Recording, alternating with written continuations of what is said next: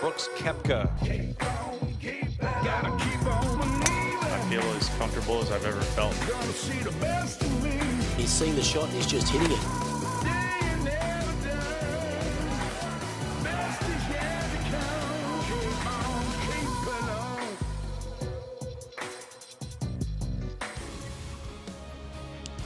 PGA.com, in association with the PGA of America, inspiring the future of the sport and the golfer in all of us, present the 101st PGA Championship from Bethpage Black in Farmingdale, New York.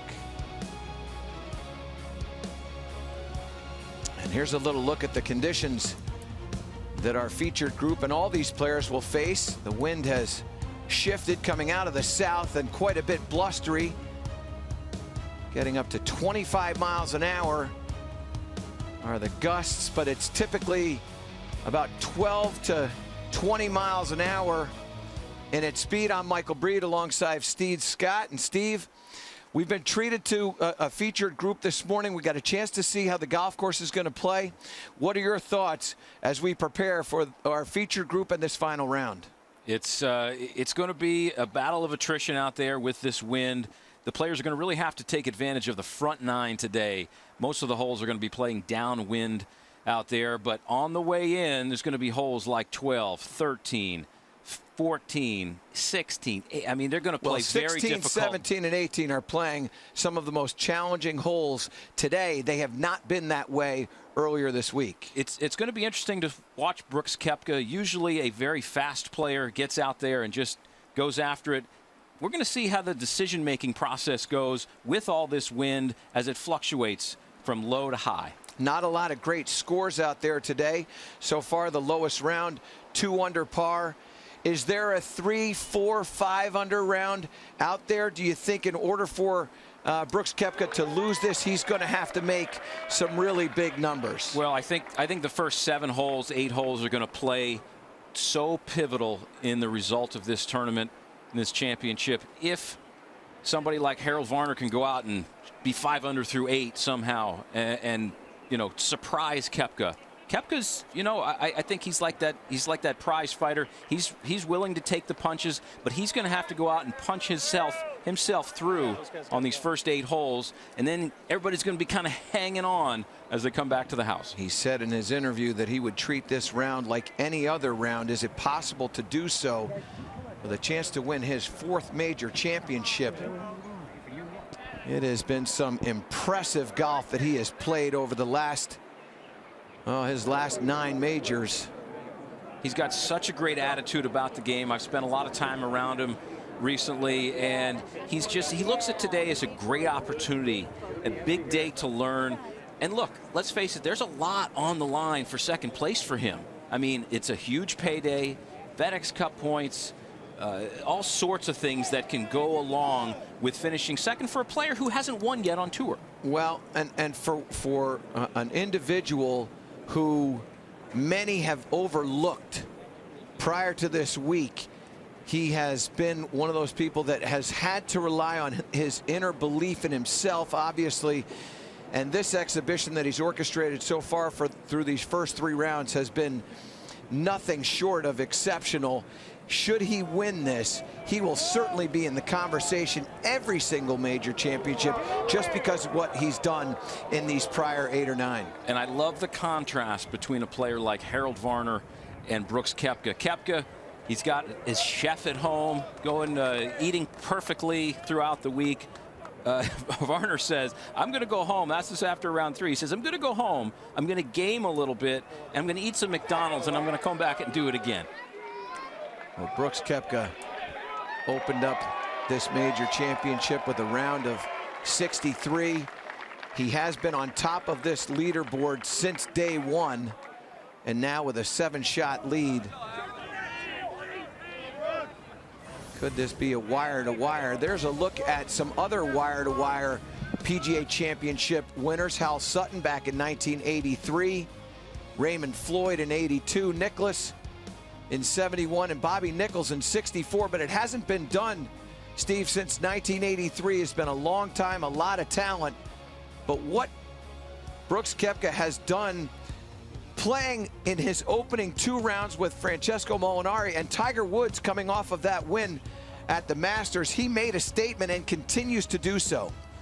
A huge statement. He could be the first player to win back-to-back Wanamaker trophies as well as back-to-back United States Open championships. He will defend his title out at Pebble Beach in June.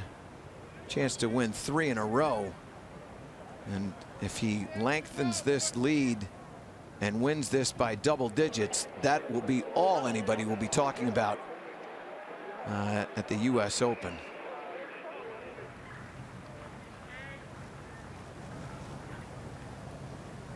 Brooks was asked earlier this week about the passing of the torch and to Tiger, from Tiger to himself, and you know, he replied, I've got 12 more to go before that happens. So he's not a player who's looking ahead or just complacent really with where he's at, and he's not really willing to reflect on that at the moment. He is a Mack truck with pedal down right now. Talked about his ability. He thinks he can win double-digit major championships. Can he add a 4th?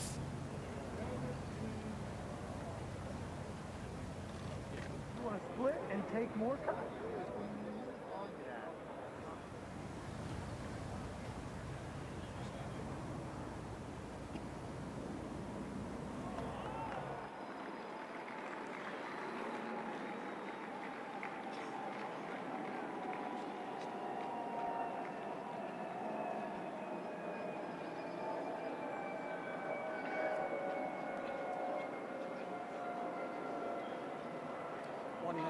One minute warning.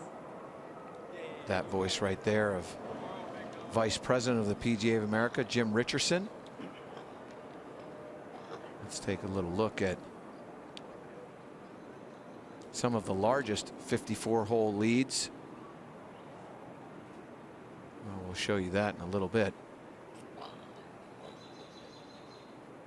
Brooks Koepka just as driven and focused as he's ever been, and he said the one thing he wished was that he could take that same intensity that he has in a major championship week in and week out on the PGA Tour. It's going to be a very, very interesting watch today. That club that he has in his hand is a large reason why he's had such success.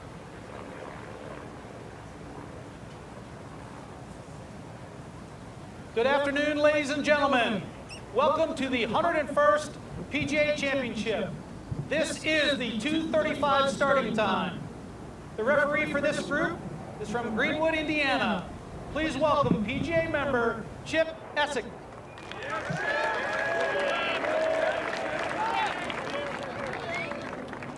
And now on the tee, from West Palm Beach, Florida, the 2018 PGA champion, Brooks Koepka.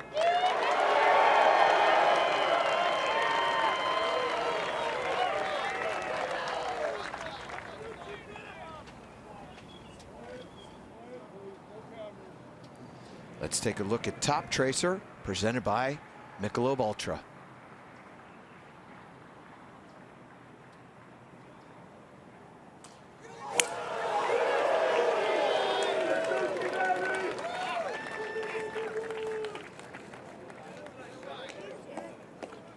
Just a little left of where he wanted it, but that should not be a problem. This hole. From Gastonia, North Carolina, Harold Varner III.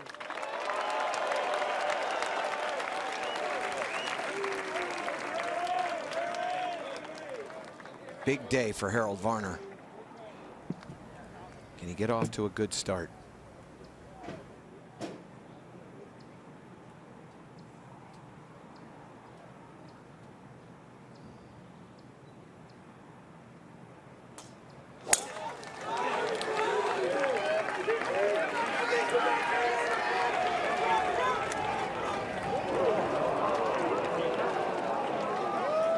There you go. So we're off our featured group coverage with Brooks Koepka and Harold Varner III. As we head down the first hole, we've got to step away. We won't miss a single shot.